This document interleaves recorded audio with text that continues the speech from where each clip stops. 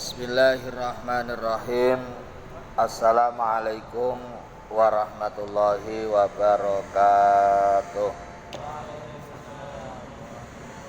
Ya Rabbi bil Mustafa balligh maqasidana waghfir lana ma madha ya wasi'al karami ya Rabbi bil balligh maqasidana waghfir lana ma madha ya wasi'al karami wal habibul ladzi turja syafa'atuhu likulli haulin minal ahwali muhtahimi ya Rabbi bil balligh maqasidana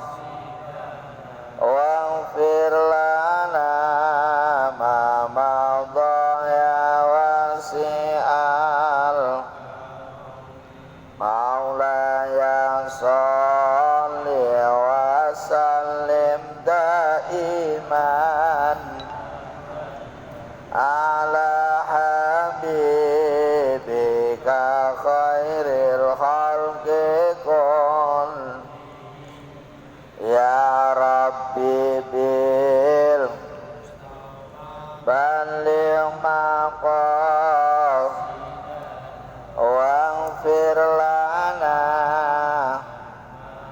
ya wasi'al liridha'i la wa li syafa'ati Rasulillah sallallahu alaihi wasallam. Al-Fatihah. A'udzu billahi minasy syaithanir rajim. Bismillahirrahmanirrahim. Alhamdulillahi rabbil alamin. Arrahmanir rahim. Maliki yaumiddin. Iyyaka na'budu wa iyyaka nasta'in. Ihdinas siratal mustaqim. Siratal ladzina an'amta 'alaihim ghairil maghdubi 'alaihim waladdallin. Amin. Ila hadrati habibina wa syafiina wa maulana Muhammadin sallallahu alaihi wasallam wa ala alihi wa ashabihi wa azwajihi wa dzurriyyatihi wa ali baiti ajmain wa nakhusu khususan tsumma ila ruhi sultanil syaikhul qadim wa khususan tsumma ila ruhi Al-Fatihah. A'udzu billahi minasy syaithanir rajim. Bismillahirrahmanirrahim. Alhamdulillahi rabbil alamin arrahmanir rahim maliki yaumiddin. Iyyaka na'budu wa iyyaka nasta'in ihdinas siratal mustaqim. Siratal ladzina an'amta 'alaihim ghairil maghdubi 'alaihim waladdallin. Rabbi ighfirli wa liwalidayya wa lil mu'minina amin. Bismillahirrahmanirrahim. Faslun utawi iki ana fasal suwiji. Waman intaqadha wudhu'uhu haruma alaihi sholatu wat tawafu. Waman utawi sapa wonge, waman utawi sapa wonge intaqadha kang rusak apa wudhu'uhu wudune wong, haruma mongko haram alaihi ing atase wong apa sing haram as-sholatu apa salat wat tawafu lan tawaf wa hamlul mushafi lan gawa mushaf kepok gawa wa hamlul mushafi lan gawa mushaf wa masuhu lan gepok mushaf illa lisobiyyi kejaba keduwe bocah cilik, illa lisobiyyi kejaba keduwe bocah cilik, lidirosati krana belajar, lidirosati krana tujuane belajar. Jadi pasal ini menjelaskan tentang larangan-larangan orang yang batal wudunya. Jadi kalau udah batal wudunya, apabila ada orang yang sudah rusak wudunya, yang dimaksud rusak adalah batal wudunya, atau orang yang tidak punya wudu. Nah, di dalam kitab ini diterangkan siapa saja orangnya yang batal wudunya, yang tidak punya wudu, maka dia dilarang atau haram hukumnya, atau maksudnya haramnya adalah tidak sah untuk melakukan sholat. Haram hukumnya untuk melakukan sholat, artinya sholatnya tidak sah. Ya, sholatnya nggak sah, bukan haram bukan haram kayak kita makan makanan tuh. Haram di sini maksudnya la yasihhu, artinya tidak sah sholatnya. Jadi kalau ada orang sholat kok wudunya batal, ya, maka sholatnya otomatis juga ikut batal. Ya. Salah satu batal wudu apa kemarin itu? Makharaja minas sabi laini. Ya, tiba lagi sholat kok kentut. Nah, otomatis sholatnya batal karena wudunya batal. Diteruskan juga percuma karena sudah tidak sah. Maksudnya begitu. Ya. Nah, yang batalin wudu itu apa aja yang penting? Ya, kalau batal wudunya ya sholatnya jadi batal. Makanya orang yang tidak punya wudu maka dia haram untuk melakukan sholat. Maksudnya haram adalah la yasihhu, tidak sah sholatnya. Paham? Yang kedua, larangan yang kedua adalah wat-tawafu, dilarang untuk melakukan tawaf. Apa itu tawaf? Tawaf adalah mengelilingi Ka'bah sebanyak 7 kali yang ada di Masjidil Haram. Ada Ka'bah di Pondok Gede, ya itu nggak usah wudu. Kalau sampai mau tawaf di Ka'bah di Pondok Gede nggak usah wudu. Tapi kalau kita mau tawaf di Masjidil Haram, maka kita wajib untuk punya wudu. Nah, itu ya, wajib punya wudu itu. Jadi orang tawaf kok wudu ngentut ya batal tawafnya. Bang tawaf itu seperti sholat. Tawaf itu seperti sholat. Kok dia tawaf kok ngentut ya batal. Ya, ini semua perkara yang membatalkan wudu maka adalah membatalkan tawaf. Tuh, ya, semua perkara yang membatalkan wudu maka juga membatalkan tawaf. Karena tawaf ini adalah apa?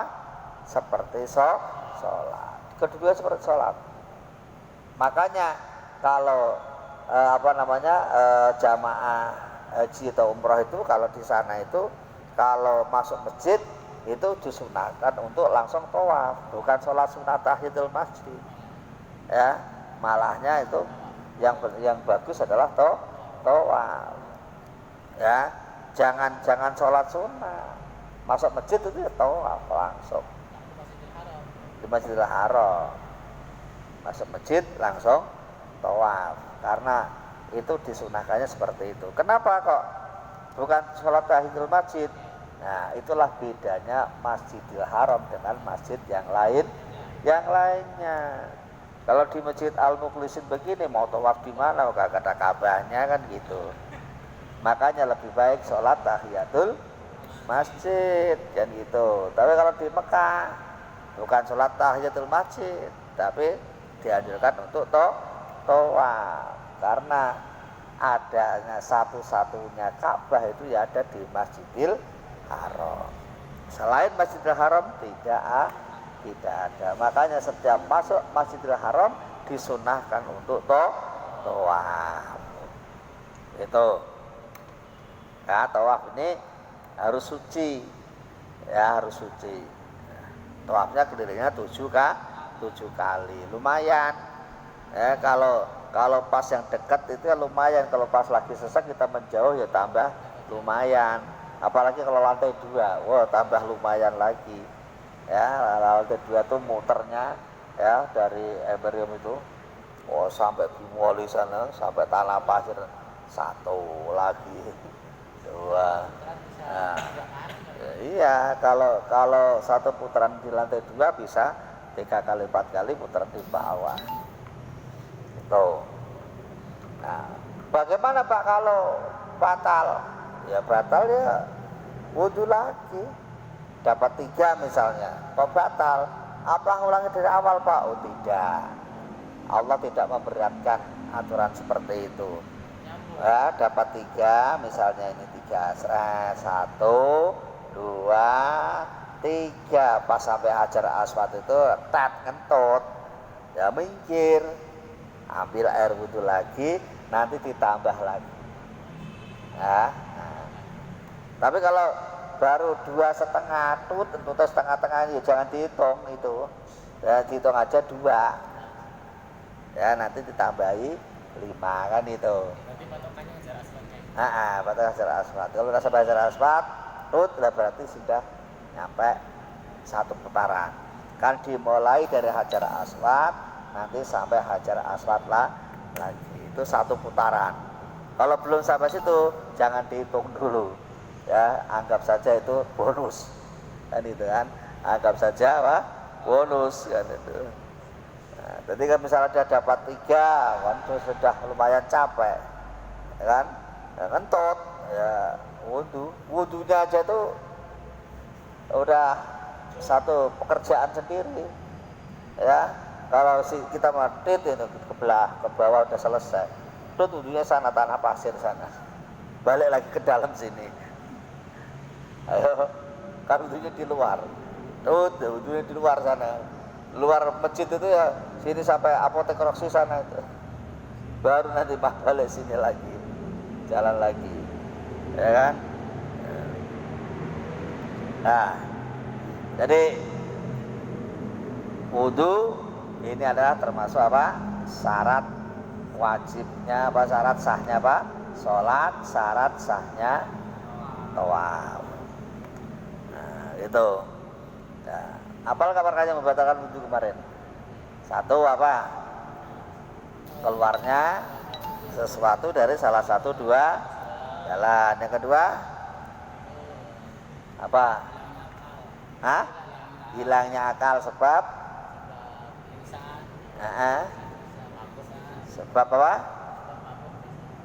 Sebab mabuk atau sebab sakit, bisukrin au marodin au naumin. Ya, sukrin mabuk, marodin sakit, naumin sebab tidur. Tapi masa tidur ada pengecualian yang tidak batal wudhunya apabila dia tetap pada tempat duduknya, tidurnya orang yang duduk. Terus yang ketiga apa? Menyentuh kemaluan dengan bibatnil kafi, apa dalamnya epek. Terus sentuhan sama wanita yang bukan mahramnya, yang sudah sama besarnya. Kalau yang satu besar satu kecil enggak, ya kan? Sama besarnya, atau sama hidupnya. Besar dan hidup, satu mati, satu hidup. Yang batal yang hidup, yang mati yang enggak. Ya. Ada orang mati udah diwuduin, yang hidup nyentuh-nyentuh, ya batal ya hidup. Yang mati enggak bisa wudu, mau batal gimana? Hukum kan bagi orang yang hidup. Itu ya. Jadi itu. Nah, gimana Pak tuh kalau tawaf itu, kalau di Mekah itu kan sentuhan terus tuh sama perempuan, nggak bisa dihindari, bukan muhrimnya. Oh, ya inilah kalau pentingnya ngaji itu di sini. Ya kalau di sana ya beda aturannya. Kalau di sini beda aturannya. Kalau di sini kita wudunya pakai Imam Syafi'i. Jadi Imam Syafi'i ya sudah yang kita lakukan itu. Imam Syafi'i itu kan paling enak wudunya asal-asalan ya sudah. Enak, bisa dipakai. Tapi batalnya ya gampang. Karena wudunya gampang gitu loh. Batalnya gampang, wudunya gampang. Nah, kalau Imam Malik ya wudunya agak susah, maka batalnya ya susah.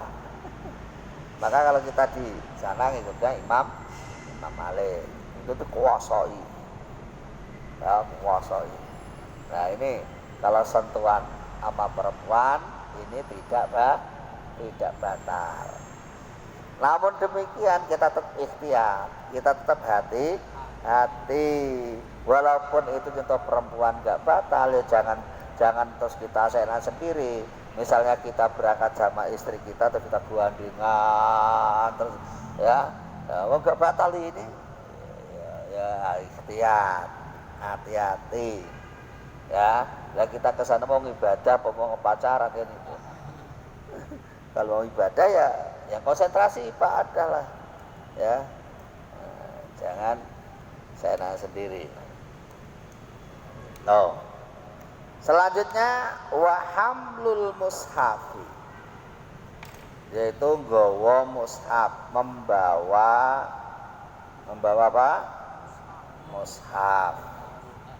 Namanya mushaf itu adalah apa namanya? Kumpulan lembaran-lembaran Al-Qur'an.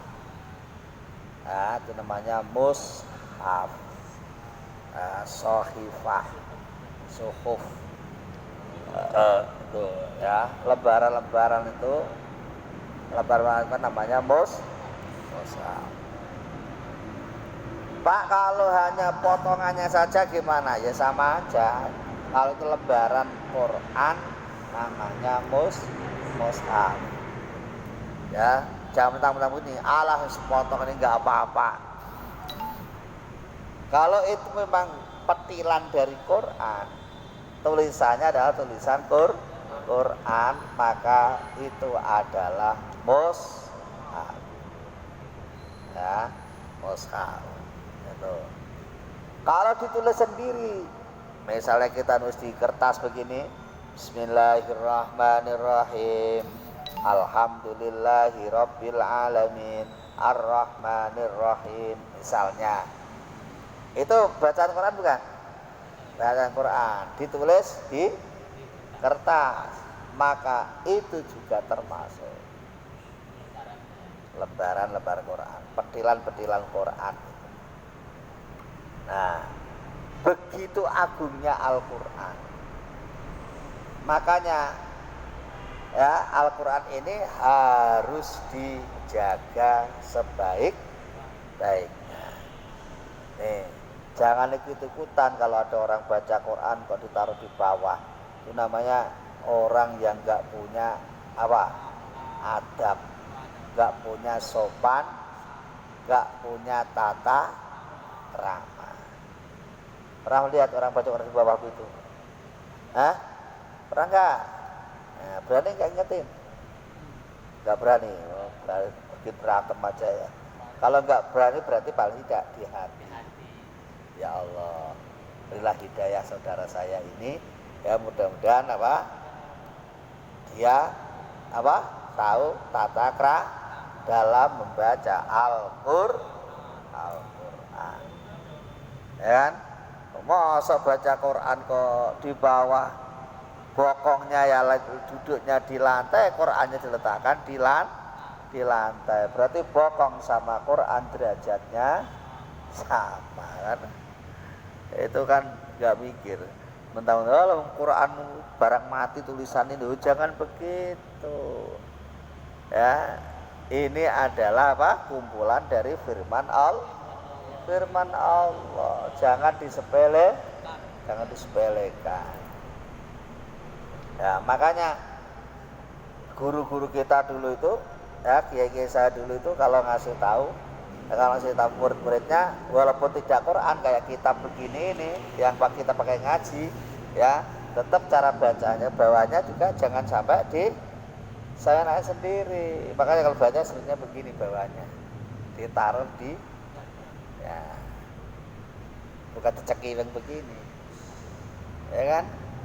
Cekiweng begini berarti kita ya nggak punya adab tuh sama kitab. Apalagi malah taruh di jok motor diduduki, ada yang begitu. Kitab diduduki di jok, aduh, mentang-mentang nggak bisa protes ya. Kitabnya mentang-mentang nggak bisa apa? Nggak bisa protes. Itu jangan, itu harus dipraktekin. Kayak kitab buku yang kita pakai ngaji ini harus kita hormati. Kalau nggak kita hormati, ilmunya nggak bisa bermanfaat, nggak bisa manfaati. Lalu nggak ada penghormatannya. Makanya saya itu kitab saya mulai mondok pertama sampai sekarang tuh masih. Saya 86 tuh, pesan pertama kali 86 saya. Tahun 86 tuh saya nyantri pertama kali itu 86. Maknai kitab Bulughul Maram saya itu waladumus pokoknya acak-acakan garuan parah ya. Masih saya simpan sekarang kitabnya. Masih. Ya, dan saya abadikan walaupun kitabnya udah jelek kayak kulub gitu, tak abadikan. Karena kalau ingat perjuangan saya ketika di pesantren. Jadi kalau begini ini kenang-kenangan, habis dicoreti begini jangan habis banyak geletak hilang. Sampai nggak punya kenangan. 86 saya umurnya 86 itu tamat SD sih ya 12 tahun. Nah, 12 tahun. Umur 86 tuh, tahun 86. Selesai 93. 93 terus 94 ke Jakarta. Nah, kamu kelahiran berapa? 96. Wadah.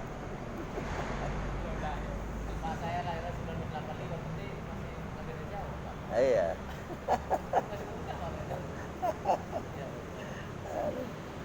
Kan? Jadi kalau ngaji itu baiknya harus punya kenangan. Walaupun ilmunya nggak paham, tapi kalau kitabnya ada kan masih bisa dilihatin gitu. Nah, nanti lembaran mushaf itu sama dengan mushaf. Nah, tapi kalau niatnya menyelamatkan, nggak apa-apa. Darurat. Misalnya pas jalan, ya kok ada mushaf, lembaran Quran dan di tengah cecer gitu ya. Kita nggak usah wudhu dulu. Wudhu dulu udah keburu diinjek-injek orang. Lain, baru beli itu namanya ada hajat. Baru beli dari toko, nggak wudhu dulu gitu ya, nggak apa-apa, boleh. Itu kan kita darurat. Ya, darurat namanya itu. Kalau dalam rangka penyelamatan nggak apa-apa. Quran mau kebakar misalnya, terus kita ambil dulu, selamatin dulu. Ya nggak apa-apa, nggak wudhu, karena darurat. Kalau nggak ngapa-ngapain, misalnya nggak ada alasan macam-macam, mendingan kita wudhu dulu. Terus yang keempat wa masuhu dan apa namanya nyentuh, menyentuh, wa masuhu dan menyentuh mushaf. Nih, la yamassuhu illal mutahharun. Dalam surat apa tuh? La yamassuhu illal mutahharun. Apa itu? Dalam surat apa? Hah? Wah, enggak pernah baca ya. Awaqiah. Ya. La yamassuhu illal mutahharun. Tidak boleh menyentuhnya kecuali orang yang dalam keadaan suci. Kecuali illa lisobiyyi lidirasah, kecuali anak kecil yang sedang belajar. Nah, anak kecil adalah anak yang belum balik. Enggak apa-apa, anak belajar, anak kecil, anak TK misalnya, kalau udah belajar TPQ kok sudah pakai mushaf itu lembar ya nggak apa-apa. Nah, kayak jilid-jilid itu kan isinya kan Al-Quran. Karena dalam rangka belajar maka tidak apa-apa, dimaafkan. Bagaimana kalau belajarnya yang orang sudah tua? Ya nggak boleh, walaupun dalam rangka belajar kalau orang tua tetap harus wudu kan gitu. Kalau anak kecil suruh wudu dulu, acak-acakan masjidnya bisa. Ya, harus wudu. Anak namanya anak kecil, bukannya wudu malah kecek, ya kan? Malah main air kemana-mana, wah berpotan kemana-mana, urusannya repot malah itu. Jadi kenapa kalau anak kecil dimakfu? Karena ya dari madorotnya sama manfaatnya itu banyak madorotnya. Makanya dimakfu, nggak usah wudu. Kalau wudu malah repot anak kecil itu. Belum nanti masukkan air kepleset jatuh nangis, macem-macem lah itu. Ya, gitu. Itu bagi orang yang tidak punya wudu. Larangannya apa? Ada berapa larangannya?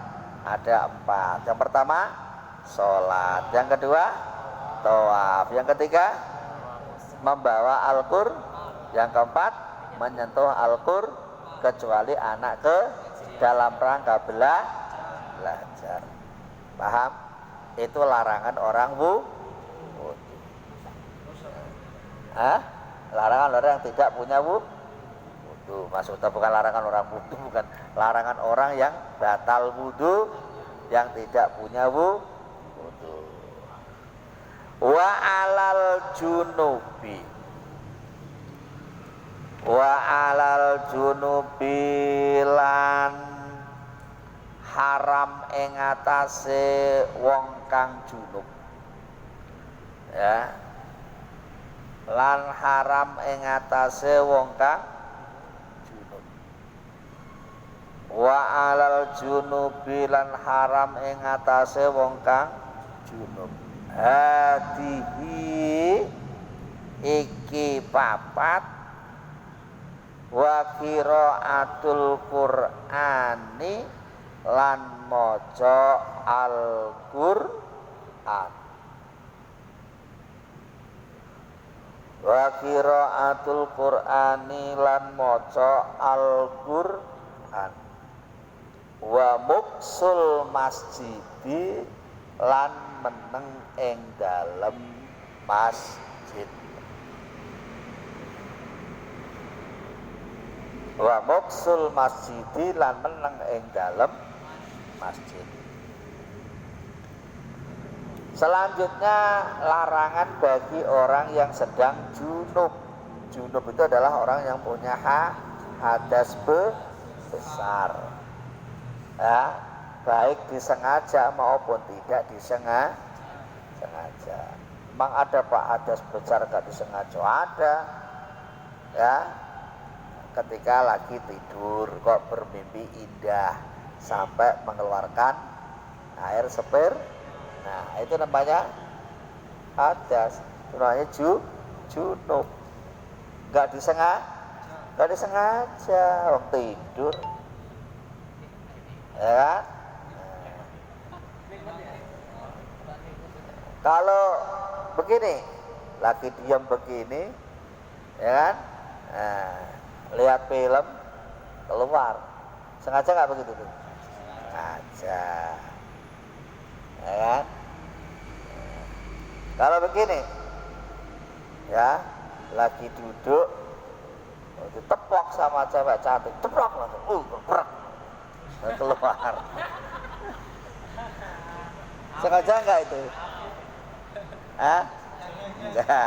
Enggak disengaja. Itu namanya kenikmatan. Kalau kita yang nepok. Hah? Kalau kita nepok, ya sengaja kita yang nepok. Oh, kalau kita yang nepok ya sengaja nepok. Ya kan? Ya nggak sengaja, apalagi contohnya nggak sengaja itu. Apalagi nggak sengaja contohnya. Terus pokoknya kalau sampai keluar ya tetap itu namanya junub. Nah, larangan bagi orang junub itu ada 6. Ada berapa? Ada 6. Yang 4 sudah diterangkan tadi, 4 itu.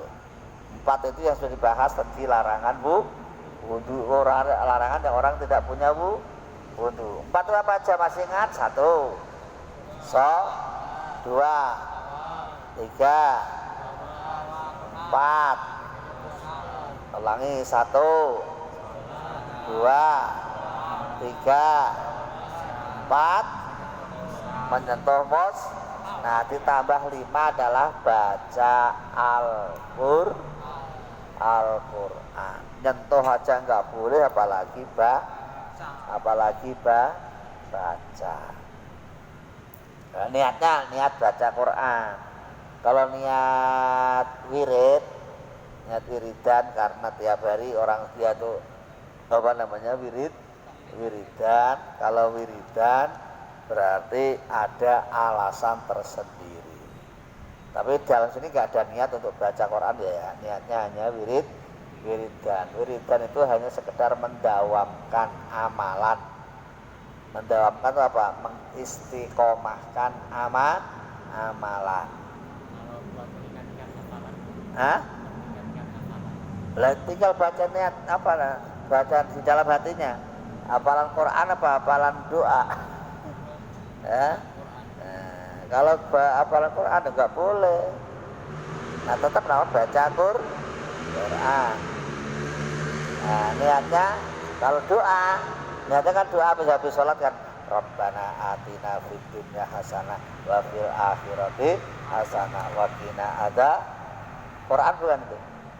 Quran karena niatnya untuk dibaca doa, jadinya doa.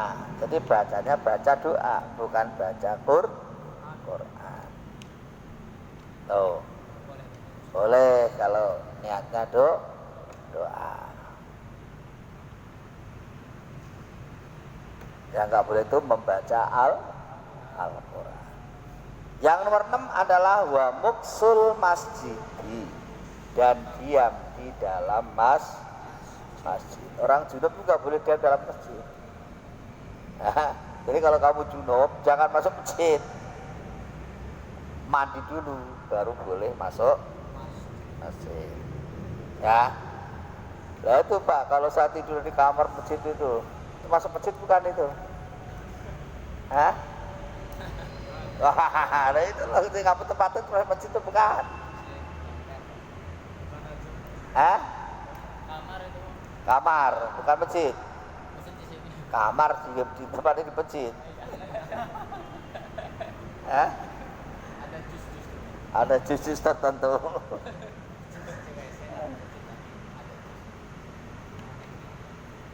Nah, jadi definisi masjid itu banyak. Ya, ada pembatasannya banyak. Dulu itu kalau orang bikin masjid itu ya, yang di masjid itu ya yang di dinding itu. Yang diubengi dengan dinding. Nah, di luar itu namanya gandok. Gandok itu ya emperan masjid. Ya, emperan masjid.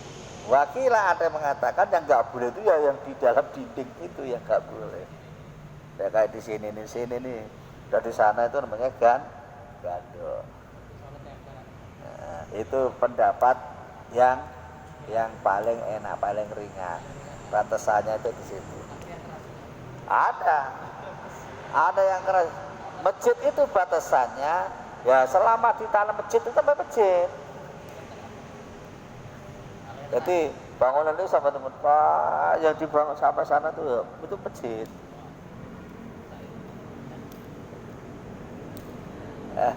Itu karena apa alasannya? Karena orang dulu yang wakaf itu untuk wakaf untuk masjid tanahnya. Kalau hanya dibatasi segitu ya nggak dapat pahala dia. Wakafnya kan untuk masjidnya bangun sedikit ya kan, yang dipakai sholat itu. Padahal ketika wakaf itu kan kadang-kadang wakaf ada yang bareng-bareng gitu kan, dia kebetulan wakafnya jatuh yang tidak dibangunin kan, kasihan. Ini tapi kalau masalah ini monggo disikapin masing-masing. Jadi yang dimaksud masjid itu yang mana yang paling enak ya yang ada dindingnya itu ya kan, ya itu yang pun di situ karena itu harus dijaga kebersihannya, jaga kebersihannya yang itu. Nah, kenapa kok sampai nggak boleh di dalam masjid? Ya kan orang junub kan kotor, masjid ada tempat suci, maka kita harus jaga kesuciannya baik lahir maupun batin kan gitu, ya kan? Masa tempat suci kita kotori sendiri? Kayak begini aja nih, baru musim corona, masjid suruh karpetnya suruh gulung semua, semprotin. Jajannya lucu. Lah orang Islam gak diajari kebersihan. Ya kan? Ya kan? Orang Islam gak diajari kebersihan. Sampai di masjid itu suruh ngumumin, suruh cuci tangan. Kan seakan-akan kita ini gak tahu kebersihan. Orang Islam gak diajari wong jauh sebelum ada alat kebersihan itu Kanjeng Nabi sudah bersabda an-nadhafatu minal iman kan gitu, kebersihan sebagian daripada. Jadi orang Islam tuh gak usah diajari kebersihan. Sampai di fikih ada kitab toharoh, babut toharoh. Toharoh itu artinya tentang orang apanya. Sampai cewek aja udah dibahas.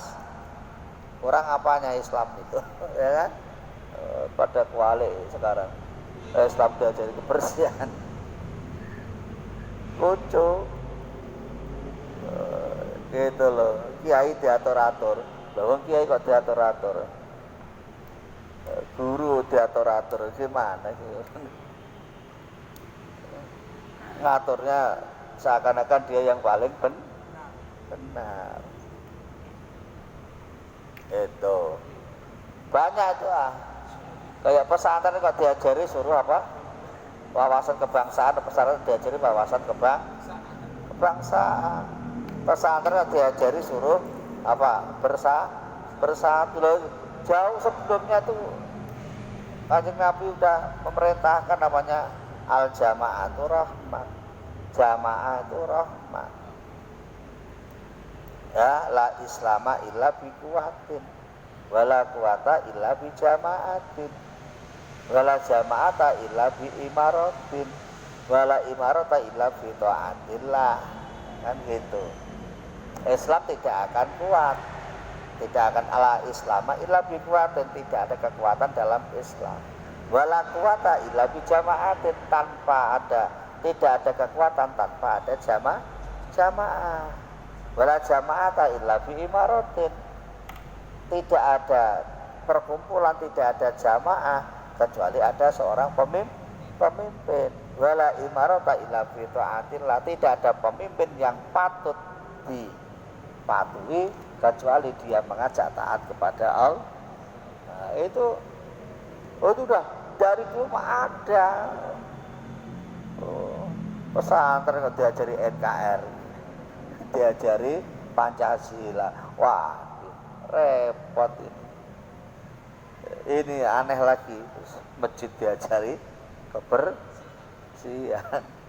Lalu jauh sebelum ada begitu ya, paling duluan namanya kebersihan di dalam Islam. Tuh. Jadi untuk menyikapi orang junub yang penting sampai jangan masuk-masuk sini. Kalau lagi junub ya selesaikan dulu urusannya. Kalau kabarnya sampai sana, kalau lagi junub selesaikan dulu.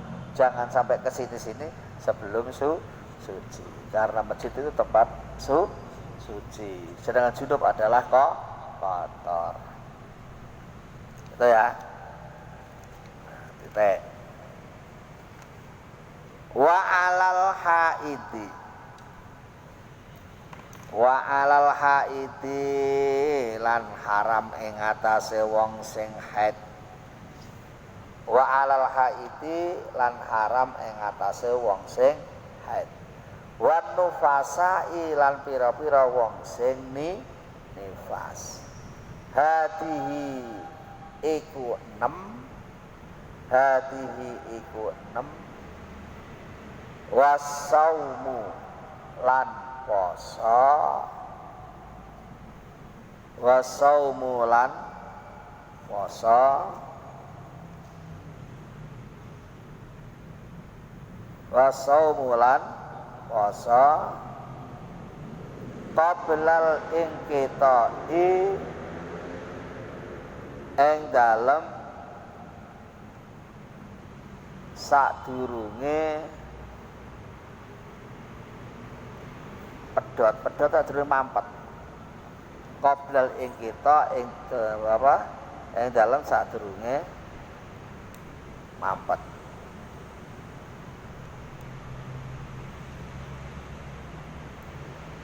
Wa tamkinu zauji lan ngongangake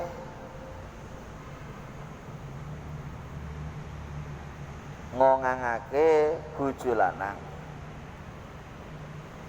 Wasayidi lan bendoro apa sing dikongangno minal istimtai saking ngalap kepenak,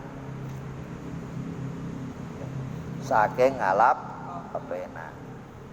Bima kelawan perkara, bima kelawan perkara baina surratiha ing dalem antarane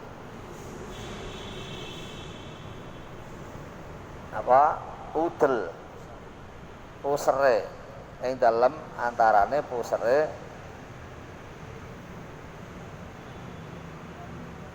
bojo wadon ya ing dalem antarane pusere bojo wadon waruk batiha lan dengkol lorone wadon lan dengkol lorone wadon qoblal ghusli ing dalem sadurunge adus, ing dalem sadurunge adus. Larangan bagi orang yang haid itu ada berapa? Ada 8. Yang 6 sudah diterangkan tadi. Yang kedua ditambahkan 6 tambah 2 8. Langi. Larangan orang yang tidak punya wudu berapa? 4. Larangan orang yang junub 6. Larangan orang yang haid dan nifas 8. Kan gitu. Ya, 4, 6, 8. Nah, 8 itu yang 6 sudah dibahas tadi. Apa aja yang 6 tadi? 1, 2, 3, 4, 5, 6, diam di masjid. Sekarang orang yang haid ini larangannya ada 8. Yang 6 sudah di depan tadi sama yang 6. Yang kedua beda. Yang kedua yaitu tidak boleh puasa. Orang yang haid itu enggak boleh puasa. Orang junub boleh puasa enggak yang junub? Orang junub boleh puasa enggak? Hah? Boleh. Ya, orang junub boleh puasa. Tapi orang yang apa? Haid enggak boleh. Orang puasa boleh puasa. Ya enggak boleh apa? Ya melakukan itu yang di siang hari itu enggak bolehnya. Yang batal puasanya itu puasa-puasa siang-siang kok kumpul istri ya, ngalap kepenak itu. Istimta itu ngalap kepenak itu ya artinya kumpul lahir batin. Kok siang ha? Nah, yang batin puasa itu bukan junubnya, tapi apa? Istimtaknya tadi itu yang membatalkan puasa. Itu ya. Jadi puasa ini dilarang bagi orang yang haid, tapi orang yang junub tidak. Ya, maka ada satu kasus itu, misalnya ada kasus, kamu puasa yang sudah punya istri itu malamnya habis tarawih kan boleh itu, ya, istimta itu boleh itu, ya ngalap kepenak itu boleh, ya ketika malam hari, habis imtita terus tidur kecapean karena saking semangatnya dipaksa-paksa bisa 3 ronde misalnya kecapean bangun-bangun adzan subuh belum mandi gimana tuh puasanya Pak John? Sah ya puasanya tetap sah ya puasanya sah. Nah, sholatnya ya mandi dulu, harus mandi dulu. Hah? Lah iya, namanya subuhan, subuh awan kan gitu. Nah, bukan kodok, biar dikatakan sholat duha kan gitu. Sekaligus waktu duha biar dikatakan rajin, itu anak rajin banget sholat duha kok lama banget.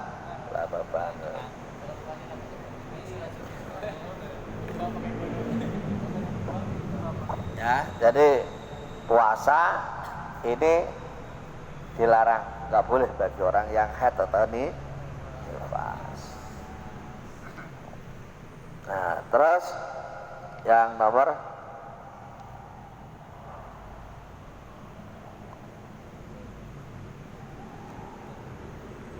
apa? 8 itu apa? Istimta ya kepada istrinya. Istimta itu apa? Kumpul itu apa? Paham nggak? Jima ya, jima. Kumpul itu maksudnya jima. Kumpul maksudnya jima. Kalau kumpul kok hanya makan bakso bareng ya nggak apa-apa. Nah, kalau lagi haid atau nifas nggak boleh itu jima, larangan.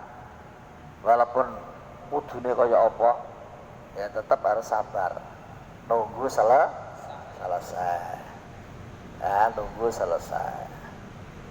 Nah, namanya jima itu sampai iltiqa ulkhitana ini itu harus ketemu, namanya jima. Tapi kalau belum iltiqa ulkhitana ini nggak ngapa-ngapain di situ ya, apa namanya?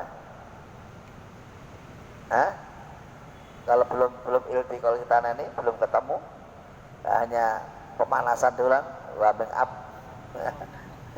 Misalnya pemanasan atasnya dulu misalnya kan, itu apa namanya, enggak termasuk larangan. Yang dilarang itu istimta itu apabila memasukkan ke dalam, itu enggak boleh, harus bersih dulu. Nah, ini kan tandanya orang Islam itu menjaga kebersihan. Itu loh. Sampai segitu aja tuh dibahas loh dalam Islam tuh. Ya kan? Kenapa nggak boleh? Istri sendiri kok nggak boleh? Ini kan istri saya Pak. Dulu kan mas kawin maharnya aja mahal banget, masa nggak boleh? Kalau agama mengatakan nggak boleh ya, jangan. Nanti istri tak paham, istri tak ngalap kepena antarane ngisar udel karo dhuwur dengkul. Itu namanya istimta, ngisar udel dhuwur dengkul. Paham? Paham? Nah, ada pertanyaan? Ada pertanyaan? Yang kata fatwa ini besok Jumat nggak boleh sholat Jumat nggak apa-apa ya. Kemana? Fatwa MUI yang kalau sholat Jumat besok katanya nggak apa-apa kalau besok. Oh. Jadi ini kita kalau memahami sesuatu itu jangan separuh-separuh. Satu, jangan katanya fatwamu itu tertulis, kamu baca semuanya, jangan hanya dibaca separuh. Kalau dibaca separuh nanti menimbulkan fitnah. Itu yang pertama. Yang kedua, namanya fatwa itu hanya anjuran, bukan sebuah hukum yang mutlak, bukan, hanya anjuran. Itu. Jadi kekuatannya itu hanya anjuran, itu namanya fatwa. Fatwa MUI berarti anjuran dari MUI. Tapi itu tetap tertulis. Nah itu baca semua sehingga tidak jadi fitnah. Jadi kalau nggak dibaca semua malah begitu tuh Pak, masuk Jumatan dilarang-larang. Loh yang larang siapa? Jumatan dilarang-larang. Loh itu kata MUI. Lah MUI itu dibaca dasarnya benar pondak kan gitu. Kalau fatwa itu mesti ada kronologinya. Ada kronologinya. Jadi sebelum menetapkan fatwa biasanya ada muqaddimahnya. Dan yang dipakai MUI adalah memakai hukum yang terbaik, baik menurut agama, baik menurut negara. Kita kan namanya MUI kan posisinya di tengah.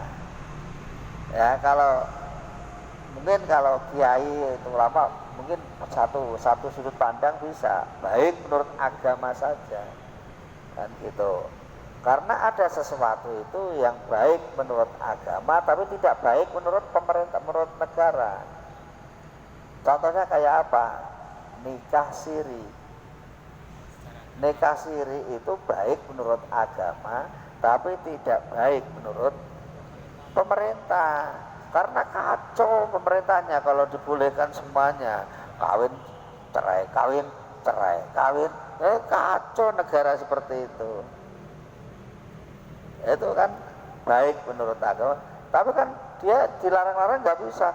Kok kamu melarang saya? Kan sah menurut agama, ya kan? Kan sah nikah itu menurut agama. Kok nggak boleh dilarang-larang? Itu pemerintah gimana sih? Oh, jalan-jalan pemerintah. Tapi kalau dilegalkan, ada undang-undangnya, dilegalkan nikah itu boleh, pemerintah mengatakan begitu boleh misalnya, ya. Loh, dengan undang-undangnya menurut peraturannya sekian, ya nanti orang kacau. Itu loh, ya kan?